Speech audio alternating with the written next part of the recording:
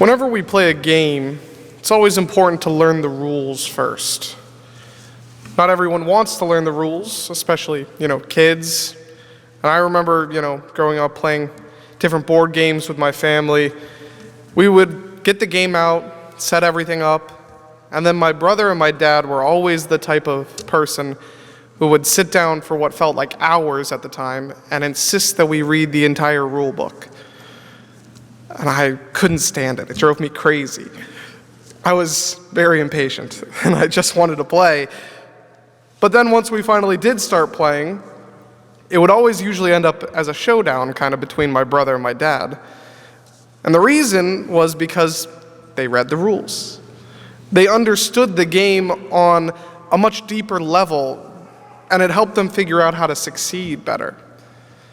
If only someone had taught me the lesson of these readings, maybe it would have helped me win a little bit more.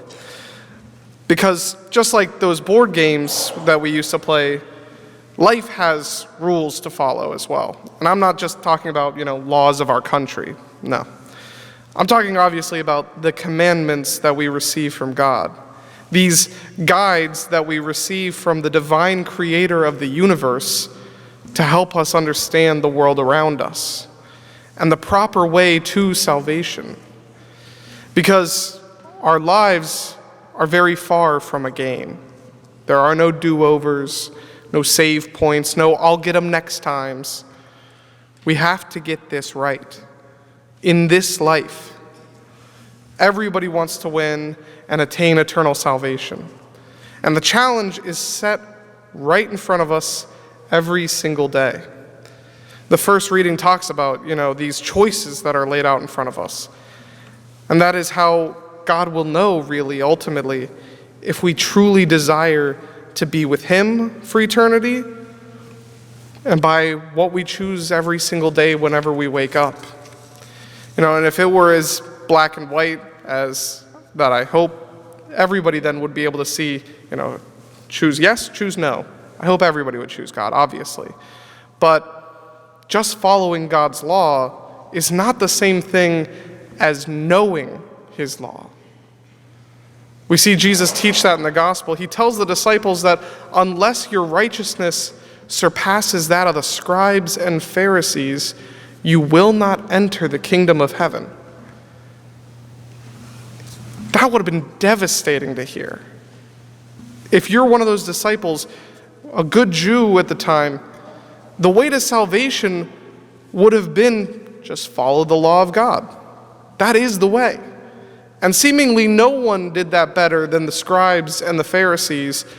They were meticulous, trying to follow the law down to the letter. But that strict focus on just following the law blinded them to what Jesus stressed next. He showed them that the law was just the starting point. Kind of like guardrails to help you from going off the road. God desires relationship with us.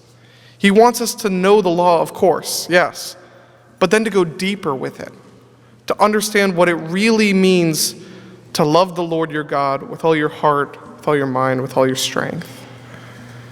And we come to Mass today here to be reminded of these goals of ours, to seek that perfect relationship with God that goes deeper than the superficial.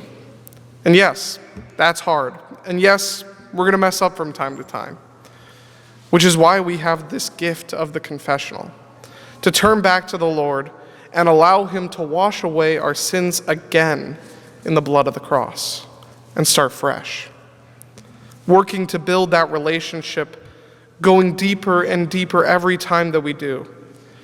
Because that trip to the confessional takes humility, to be able to admit that we have done something wrong, and now I have to turn to God because He's the only one who's able to fix it. And just like every loving Father then, He welcomes us back into His arms and brings us closer to Himself every single day.